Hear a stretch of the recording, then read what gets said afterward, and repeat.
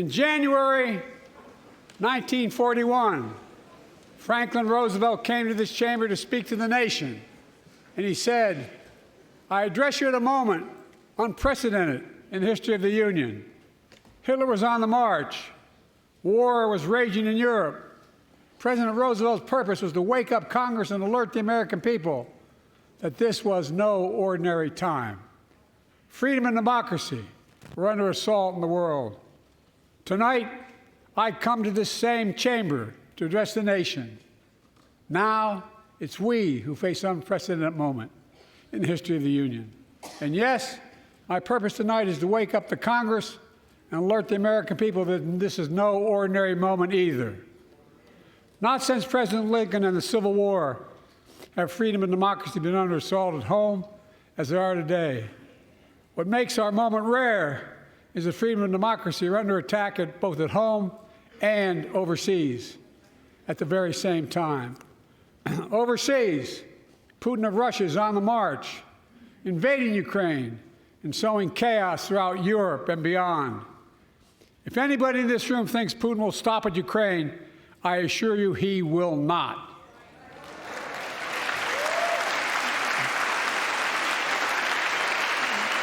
But Ukraine can stop Putin. Ukraine can stop Putin if we stand with Ukraine and provide the weapons that needs to defend itself.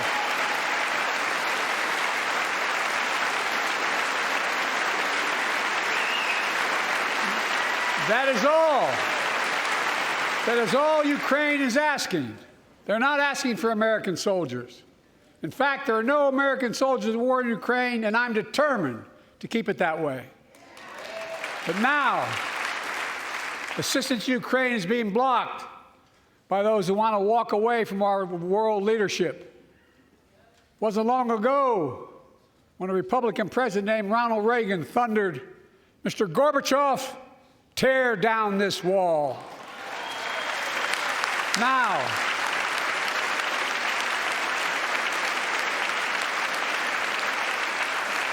Now, my predecessor, a former Republican president, tells Putin, quote, "Do whatever the hell you want." That's a quote.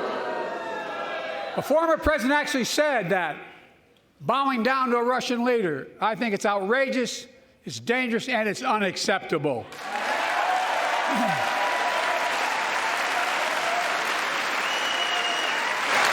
In a literal sense, history is watching. History is watching. Just like history watched 3 years ago on January 6th, when insurrectionists stormed this very Capitol and placed a dagger to the throat of American democracy. Many of you were here on that darkest of days. We all saw with our own eyes the insurrectionists were not patriots. They'd come to stop the peaceful transfer of power, to overturn the will of the people. January 6th lies about the 2020 election and the plots to steal the election posed a gravest threat to U.S. democracy since the Civil War. But they failed. America stood.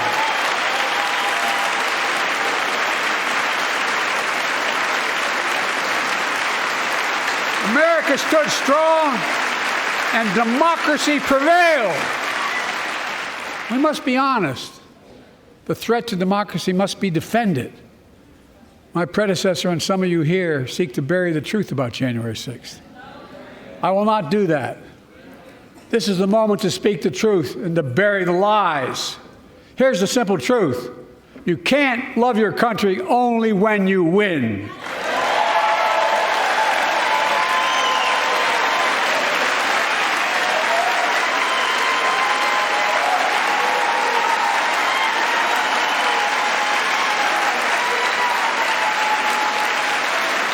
As I've done ever since being elected to office, I ask all of you without regard to party to join together and defend democracy. Remember your oath of office of defending against all threats, foreign and domestic. Respect free and fair elections. Restore trust in our institutions. and make clear political violence has absolutely no place in America, zero place. Again, it's not hyperbole to suggest history is watching. We're watching. Your children and grandchildren will read about this day and what we do. In November, my team began serious negotiation with a bipartisan group of senators. The result was a bipartisan bill with the toughest set of border security reforms we've ever seen. Oh, you don't think so? Oh, you don't like that bill, huh? That conservatives got together and said it was a good bill? I'll be darned. That's amazing. That bipartisan bill would hire 1,500 more security agents and officers, 100 more immigration judges to help tackle the backload of 2 million cases, 4,300 more asylum officers, and new policies so they can resolve cases in 6 months instead of 6 years now.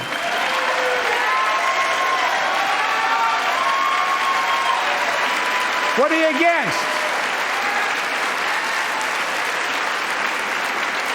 100 more high-tech drug detection machines to significantly increase the ability to screen and stop vehicles smuggling fentanyl into America. That's killing thousands of children. This bill would save lives and bring order to the border. It will also give me and any new president new emergency authority to temporarily shut down the border when the number of migrants at the border is overwhelming. The Border Patrol Union has endorsed this bill. The Federal Chamber of Commerce is, yeah. You're saying low. Look at the facts. I know you know how to read.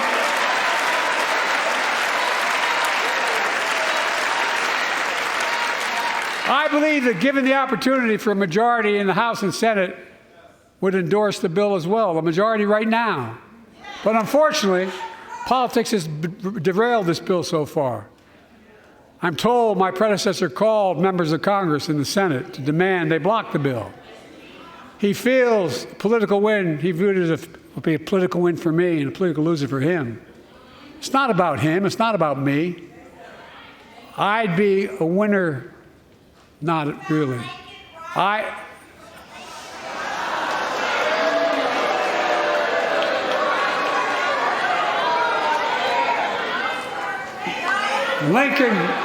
Lincoln Riley, an innocent young woman who was killed by an illegal. That's right. But how many of the thousands of people being killed by illegals? To her parents, I say, my heart goes out to you, having lost children myself. I understand. But look, if we change the dynamic at the border, people pay these smugglers $8,000 to get across the border because they know if they get by and let into the country, it's 6 to 8 years before they have a hearing. And it's worth taking the chance of the $8,000. But if it's only 6 weeks, the idea is it's highly unlikely that people will pay that money and come all that way knowing that they'll be able to be kicked out quickly. Folks, I would respectfully suggest my Republican friends owe it to the American people, get this bill done. We need to act now.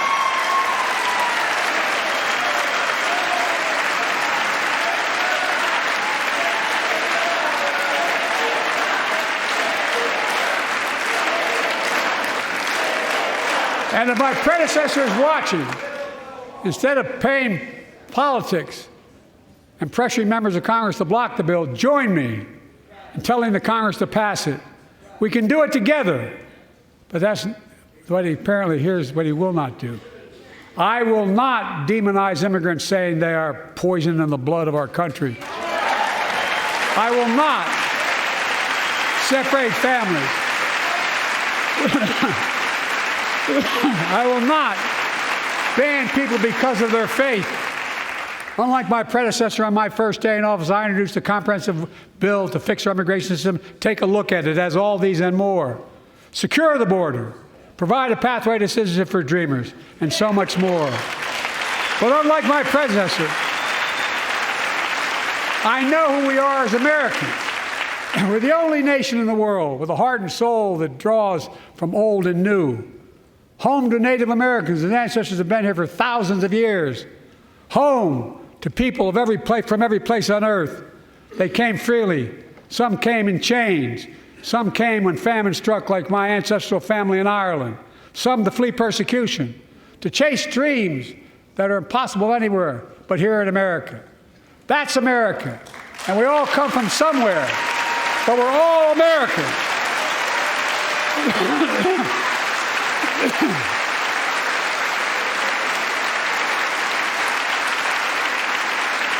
Look, folks, we have a simple choice. We can fight about fixing the border, or we can fix it. I'm ready to fix it. Send me the border bill now.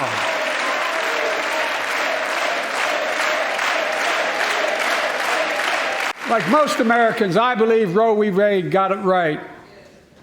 I thank Vice President Harris for being an incredible leader, defending reproductive freedom, and so much more.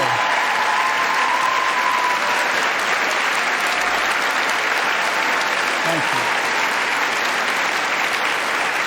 My predecessor came to office determined to see Roe v. Wade overturned. He's the reason it was overturned, and he brags about it. Look at the chaos that has resulted.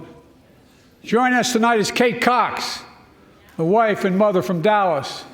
She's become pregnant again and had a fetus of a fatal condition. Her doctor told Kate that her own life and her ability to have children in the future were at risk if she didn't act. Because Texas law banned her ability to act, Kate and her husband had to leave the state to get what she needed. What her family got through should have never happened as well, but it's happening in too many others.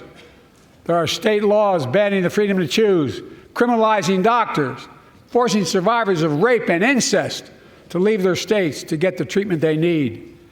Many of you in this chamber and my predecessor are promising to pass a national ban on reproductive freedom.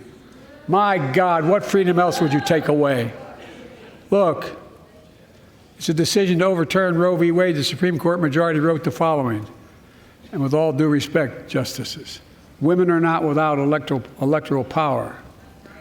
Electoral or political power. You're about to realize just how much you're right about that.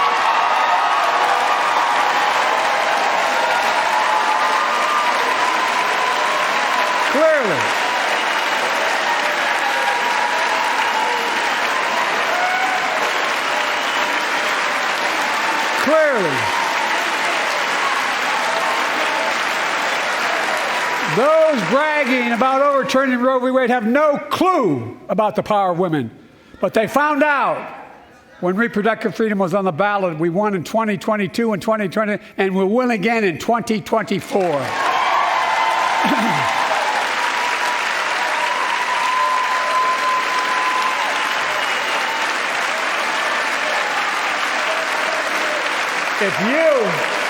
If you, the American people, send me a Congress that supports the right to choose, I promise you, I'll restore Roe v. Wade as the law of the land again. America's comeback is building the future of American possibilities, building an economy from the middle out and the bottom up, not the top down, investing in all America, in all Americans, to make sure everyone has a fair shot. We leave no one behind. The pandemic no longer controls our lives. The vaccines that saved us from COVID are now being used to beat cancer, turning setback into comeback. That's what America does. That's what America does.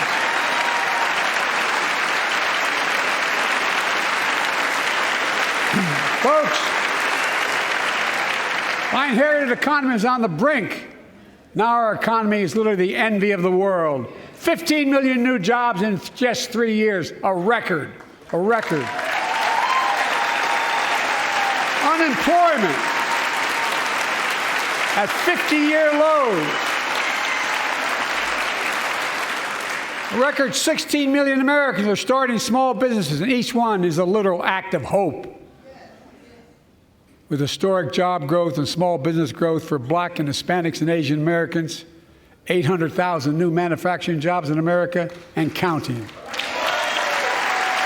Where is it written we can't be the manufacturing capital of the world? We are, we will. More people have health insurance today. More people have health insurance today than ever before. The racial wealth gap is as small as it's been in 20 years. Wages keep going up, inflation keeps coming down. Inflation has dropped from 9% to 3%, the lowest in the world and tending lower.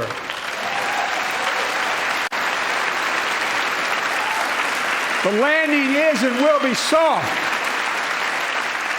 And now, instead of importing foreign products and exporting American jobs, we're exporting American products and creating American jobs right here in America, where they belong.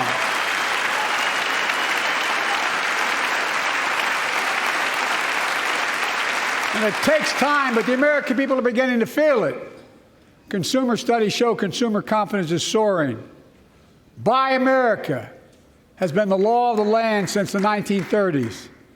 Past administrations, including my predecessor, including some Democrats as well in the past, failed to buy American. Not anymore. On my watch, federal projects that you fund, like helping build American roads, bridges, and highways, will be made with American products and built by American workers.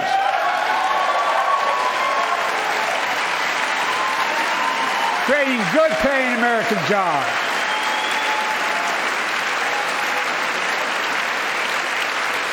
And thanks to our CHIPS and Science Act, the United States is investing more in research and development than ever before. During the pandemic, a shortage of semiconductors, chips, that drove up the price of everything from cell phones to automobiles. And by the way, we invented those chips right here in America. Well, instead of having to import them, private companies are now investing billions of dollars to build new chip factories here in America, creating tens of thousands of jobs. Many of those jobs paying $100,000 a year and don't require a college degree.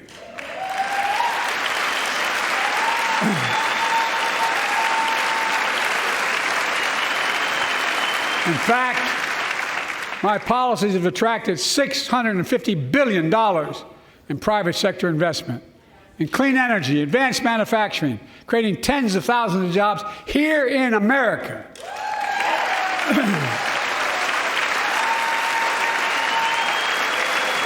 Folks, the Affordable Care Act, the old Obamacare, is still a very big deal.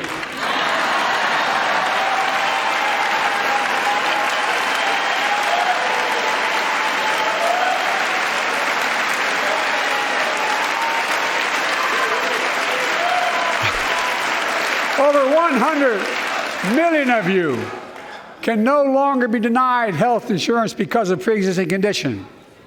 But my predecessor, and many in this chamber, want to take this prescription drug away by repealing the Affordable Care Act.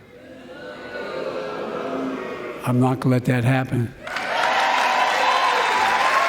We stopped you 50 times before and we'll stop you again. In fact, I'm not only protecting it, I'm expanding it.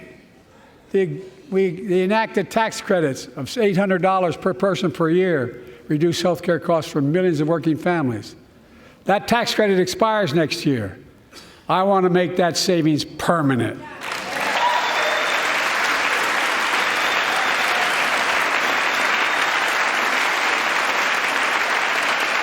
To state the obvious, women are more than half our population, but research on women's health has always been underfunded. That's why we're launching the first ever White House initiative on women's health research, led by Jill, doing an incredible job as First Lady.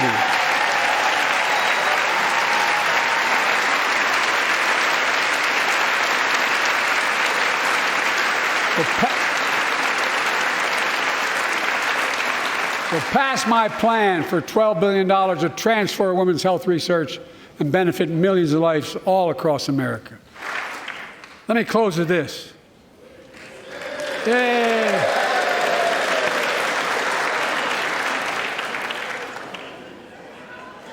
I know you don't want to hear any more, Lindsay, but I got to say a few more things. I know it may not look like it, but I've been around a while. When you get to be my age, certain things become clearer than ever. I know the American story. Again and again, I've seen the contest between competing forces in the battle for the soul of our nation, between those who want to pull America back to the past and those who want to move America into the future. My lifetime has taught me to embrace freedom and democracy, a future based on core values that have defined America: honesty, decency, dignity, equality, to respect everyone, to give everyone a fair shot, to give hate no safe harbor. Now, other people my age see it differently. The American story of resentment, revenge, and retribution, that's not me. I was born amid World War II, when America stood for the freedom of the world. I grew up in Scranton, Pennsylvania, and Claymont, Delaware, among working-class people who built this country. I watched in horror as two of my heroes, like many of you did, Dr. King and Bobby Kennedy, were assassinated. And their legacies inspired me to pursue a career in service. I left the law firm and became a public defender because my city of Wilmington was the only city in America occupied by the National Guard after Dr. King was assassinated because of the riots. And I became a county councilman almost by accident. I got elected to the United States Senate when I had no intention of running at age 29. Then vice president of our first black president. Now president to the first women vice president.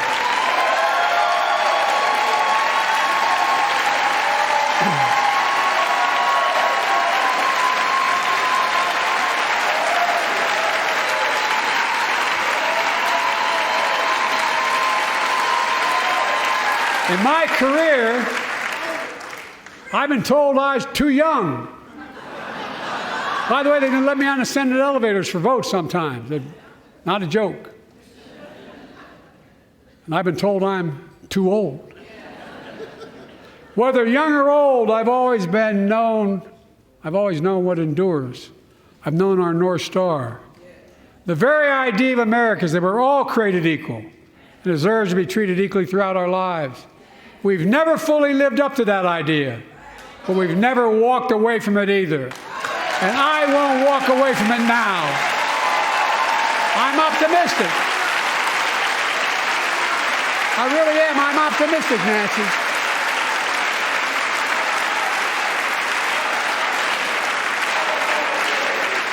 My fellow Americans, the issue facing our nation isn't how old we are. It's how old are our ideas.